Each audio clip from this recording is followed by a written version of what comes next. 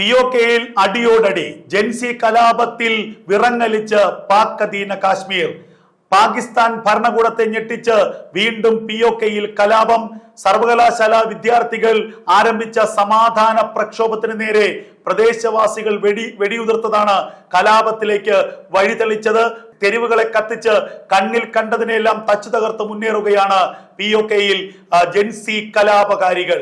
പാകിസ്ഥാൻ ഭരണകൂടത്തിന് തലവേദനയായി വീണ്ടും പിഒകെയിൽ കലാപം. കലാപത്തെ അടിച്ചമർത്തേണ്ടതില്ലെന്നും ആയുധങ്ങൾ ഉപയോഗിക്കരുതെന്നും പാക് പ്രധാനമന്ത്രി സൈന്യത്തിന് നിർദ്ദേശം നൽകി. സ്ഥിതിഗതി വഷളായാൽ ഇന്ത്യ പിഒകെയിൽ ഇടപെടുമെന്നുള്ള വലിയ ഭയമാണ് പാകിസ്ഥാന്.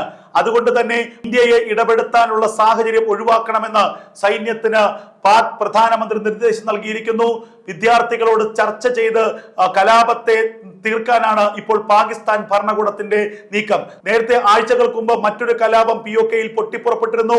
അതിനു നേരെ പാകിസ്ഥാൻ സൈന്യം നിറയൊഴിച്ചിരുന്നു.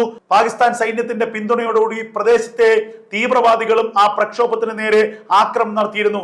എന്നാൽ പിന്നാലെ പ്രക്ഷോഭത്തെ നിയന്ത്രിക്കാൻ കഴിയാത്ത സാഹചര്യത്തിൽ പ്രക്ഷോഭകാരികൾക്ക് വഴങ്ങുകയായിരുന്നു പാക് പ്രധാനമന്ത്രി ഷഹബാസ് ഷെരീഫ് ചെയ്തത്. അതിനു സമാനമായ ഒരു ഒത്തുതീർപ്പിലേക്കാണ് ഇപ്പോൾ കാര്യങ്ങൾ മുന്നോട്ട് പോകുന്നത്. അതേസമയം പിഒകെയിലെ കലാപത്തിന് പിന്നിൽ ഇന്ത്യയാണെന്നുള്ള ആരോപണം വീണ്ടും ആവർത്തിക്കുകയാണ് പാകിസ്ഥാൻ. ഇന്ത്യ പിഒകെ പിടിക്കാൻ ശ്രമിക്കുന്നു, അതിന് വേണ്ടിയുള്ള കലാപങ്ങളാണ് ഇപ്പോൾ പിഒകെയിൽ നടക്കുന്നത് എന്ന് പാക് സൈനിക മേധാവി അസീം മുനീറും ആരോപണം ഉന്നയിച്ചു.